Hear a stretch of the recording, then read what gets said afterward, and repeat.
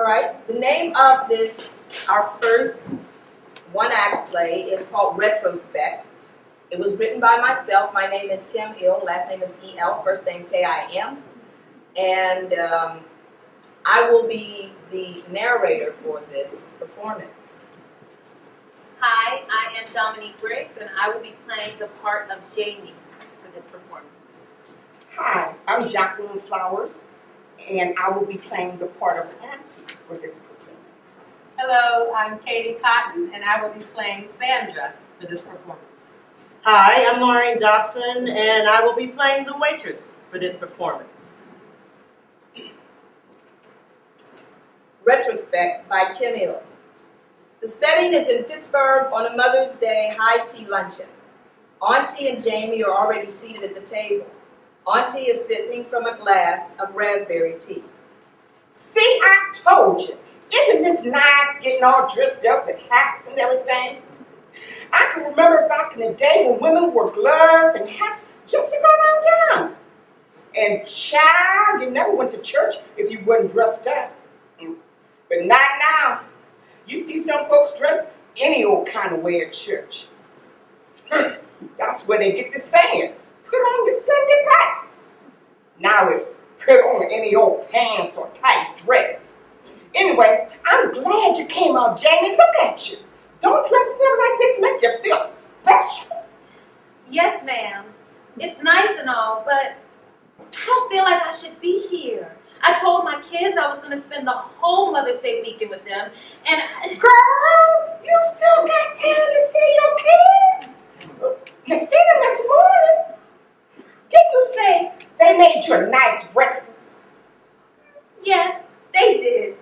It was so cute. I was sitting in bed and the baby, Malcolm, brought in the silverware, napkins, and a rose. Then Jordan and RJ brought in coffee and a tray of food. Bless their hearts, the pancakes were a little burnt, and the bacon was hard, and the eggs were kind of cold, but I could taste the love all up in it. Yes, with Rodney's help, my babies made me breakfast, and it was so beautiful. But I still feel like I should have stayed. But nothing. You'll see them when you get home. Settle down, child. This is Mother's Day, not Kids' Day. As a matter of fact, Kids' Day is every day when you're a mother. Sandra enters with her laptop in a travel case and hands Auntie a Mother's Day card. Oh, sorry I'm late. Hey, everybody. Thanks for the card, Sandra. What took you so long? Sandra looks at her watch. Auntie looks at her watch. You're 20 minutes late. Well, I couldn't help it. I had to finish this report for my job. I need to send it off before 5 o'clock. Child, do you ever slow down? No, don't answer that. I don't feel like hearing you lie today. And then you say your husband is out of town, so who's watching your baby? Sandra gets her laptop out and begins typing. They're not babies anymore, Auntie. They're 6 and 8. But I'm glad you reminded me. I need to send a copy of Jada and Brian's schedules to my au pair. Oh, who? Her babysitter. Oh, I'll be on my laptop for just a minute. Just one more. you spend too much time on that laptop. Don't you think you should be spending more time with your children on your lap? What? When was the last time you sat one of your kids on your lap and read them a story? Well, I didn't actually sit her on my lap. I bought her some new batteries for Jada's leapfrog book, and she read it while we were driving to... No, I mean, when was the last time you held one of them babies close to you and felt their heartbeats when you spoke life into words from a book? You mean like that? Well, it's been a while. I read to mine all the time. Been reading to little Andre since he was 10 months old. He's 5 now and just loves to read. Are you saying my daughter's not going to be a good reader because I don't read to her? No, I'm not saying that. Then what are you saying? Forget it, San. You always trying to start something. Nobody's saying your kids can't read. You saying my kids can't read. Well, that's what it sounds like to me. Ain't nobody trying to start nothing. Here we go again. Saying we trying to have a nice get together and you come in here with an attitude. And here you go again. Put on a fancy scarf and you start acting all bougie, like you and yours are better than everybody else. Who are you calling bougie? Wait a minute. You! Damn it, Maureen! Excuse me! Jamie, Marie, and Sandra Elizabeth, I want you two to calm down. When was the last time you hugged each other? Family hug. Right now.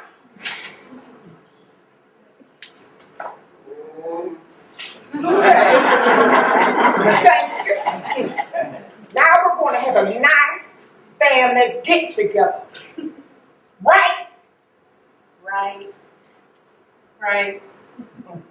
When your mother retired to Florida, I promised her that I would try to bring you two together every Mother's Day.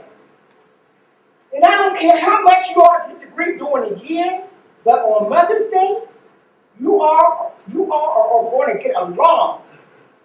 See, it's because your mama was who she is and raised you the way she did. That's why you both are as strong as you are in your motherhood today. You understand? Yes. Yes, ma'am. Auntie takes a drink from her glass. This raspberry iced tea is delicious. Who is the waitress coming back? You should try one. Sounds good. Maybe I will. Not me. I'm getting a Long Island iced tea. What? It's Mother's Day. I work hard. I think I deserve, a little treat. Sandra sees a waitress and signals for her to come to their table. Hi, ladies. My name is Michelle. Would you like to order a cocktail? I'd like a Long Island iced tea. And you, ma'am? Michelle, what's in the Long Island iced tea? Gin, vodka, rum, trickle set, tequila, lemon juice, and, a splash of cola. Hey, Sam is right. It's Mother's Day, and I work hard too. I changed my mind. I'm going to get a Long Island iced tea. Okay. 2 Long Island iced teas. I'll be right back with your order. The waitress exits. Hey, y'all. Staying at home with 3 kids ain't easy. It's just as much work as Sam driving on the other side of town every day working with strangers. Speaking of other side of town, I appreciate the cards y'all gave me. Well, when did y'all get your mother for Mother's Day? Well, I sent her a mixed bouquet of roses, a beautiful card, and a framed portrait of me, Rodney, and the kids. Well, I sent her a Dolce & Gabbana handbag, an electronic picture frame with photos of all the family, and, of course, a very nice religious card. Show off. What was that? Nothing. Jamie and Sandra's cell phones begin to ring. No, ma'am, not today. Turn them phones off. That's just plain rude. Answering phones while we supposed to be visiting with each other. Might as well just put your hand in my face and say, you ain't here, auntie. This person on the phone is more important. Sorry, Auntie. I thought it might be my husband calling about the kids. Sandra looks at her phone. Well, I can call this person back later. Ooh, sometimes you two are unbelievable. Jamie, I want you to quit worrying so much. Don't you trust your husband with your kids? Jamie puts her phone in the purse. Yes, I trust him. I just thought something might have happened while I'm away. He's not used to being with them all by himself for a long time. So maybe he needs to get used to it. When I had young babies and went out to lunch with my girlfriends, I was glad nobody could call me. I trusted them with whoever I left them with. And if I wanted to check on them, I took a dime out of my pocketbook and called them from a payphone. A dime? That must have been a long time ago. Auntie looks at the Bluetooth earpiece that's on Jamie's ear. Now look at this one over here. got all sorts of electronic devices connected to her like she's on Star Trek or something. She notices that Sandra is texting. Girl, are you texting after I told you to turn that phone off? Okay, I'll turn it off, Auntie. Okay. Sandra puts her phone in her briefcase. The waitress enters with the 2 drinks. Here's your Long Island iced teas, ladies. Enjoy. Thank you. The waitress exits. And I want to thank the both of you for putting your phones away. Everybody's all plugged in and closed out. Back when I was growing up, my mama listened to her babies. God didn't give her ears to close them out to her children. She heard all our laughter and all our tears. But most of the time, when something was wrong with us, she was the first to know. Because there was something in our voices that just didn't sound right. But nowadays, you see these young girls with their children walking down the streets on their cell phones.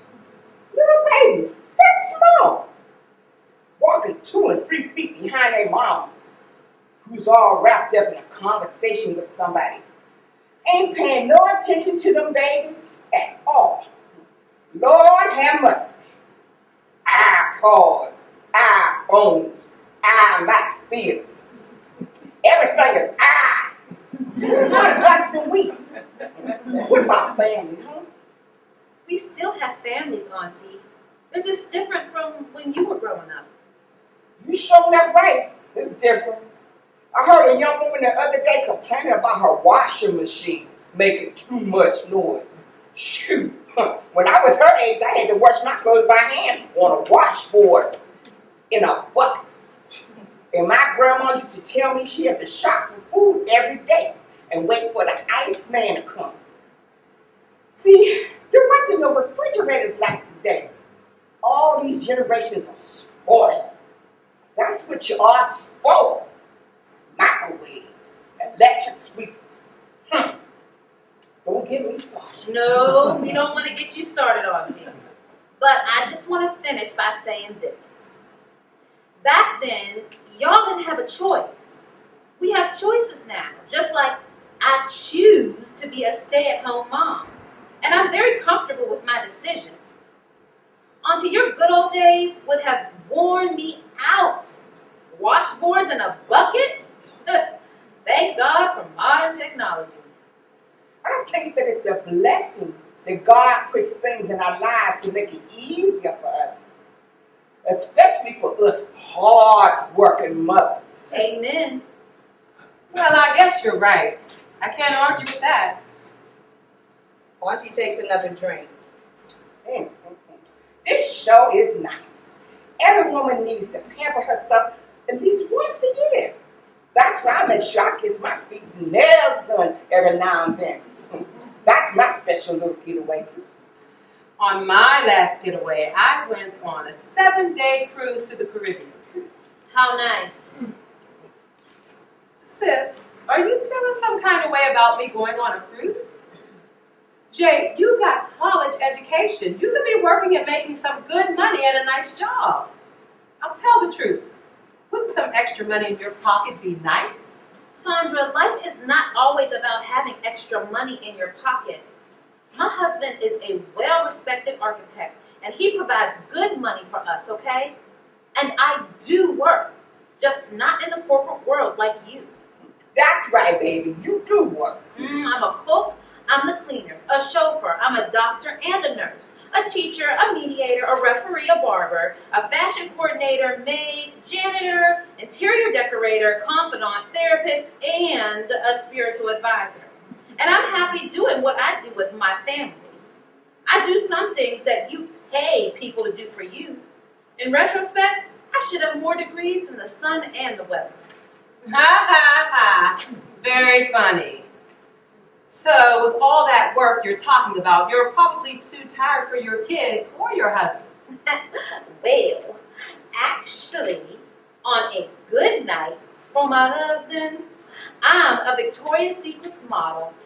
He just loves it when I put on my sexy sheer 90s and a pair of black All righty now. Oh, my Lord. That's enough for me. What you all young folks say? That is TMI. Too much information. I don't need to know all your business like that. Sorry, Auntie, I didn't mean to be disrespectful. But Sam's the one that's probably too tired for her kids and husband. Always going to meetings, flying here and working late there. Well, you know, now that I'm thinking about it, maybe you're right, sis. And as much as I love what I do and the money I make, there are times when I would give anything to be in your shoes. For real? Well, I'd like to be in your shoes too.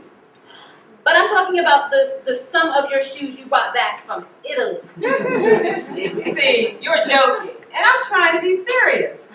I would love to go to the park on Sundays with my children like you do. Or just have a nice sit-down dinner with my family. Or just for us to watch a TV show together. Sam, don't get me wrong.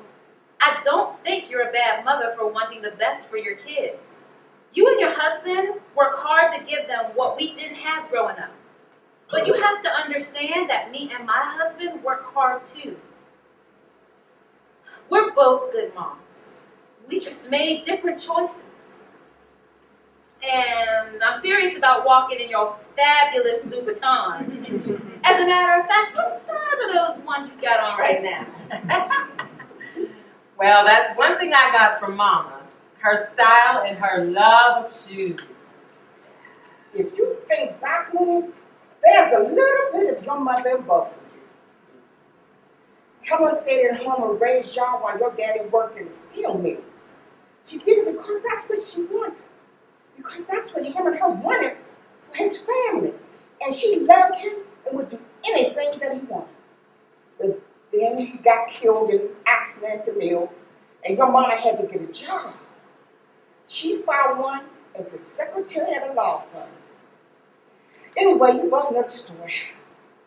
She saved up her money and started her own successful advertising business. I think that's when her love of shoes started. And now, 35 years later, she's a retired businesswoman in Florida. You know, I was so used to Mama working all the time that I almost forgot that she used to stay at home with us when we were growing up. Yep. You girls had the best of both worlds. Your mom was there for you when you came home from school, cooked dinner for the family, combed your hair, sang you to sleep, and tucked you in bed. Those were good memories. Then, after your daddy died, she asked me to watch y'all while she went to work. And she still made sure y'all had some mothering time in between. I sure do miss her peach cobbler and Sunday dinners. Sam, remember the swing and sliding board Daddy got for us? Rodney bought one just like it for the boys. It reminds me of when we were growing up. Yeah. Daddy made sure we had a nice house with a big yard, and Mama always kept everything in order. I think the only reason she started working was because she didn't want to lose the house after Daddy died. And that's probably where I get being a workaholic from. Your mother has done a lot for you girls. Opened bank accounts for you when you were young, put you through college, seen you through every pregnancy. Yet she deserves every bit of that Lord's Son and relaxation that God can give her. It all comes around full circle. Thanks, Auntie, for spending time with us today and making us think back on our blessings. Hey, you know what would be nice? How about next Mother's Day, we all go down to Florida and be with Mom. My treat. Wow, that is nice. Sounds good to me. I know my sister would be very proud and happy if you did that. A toast to all mothers at work, at home, and especially our retired stay-at-home/working mom in Florida. The women raised their glasses to toast. To Mom. To Helen, God bless you for sharing your wonderful daughters with me. The end.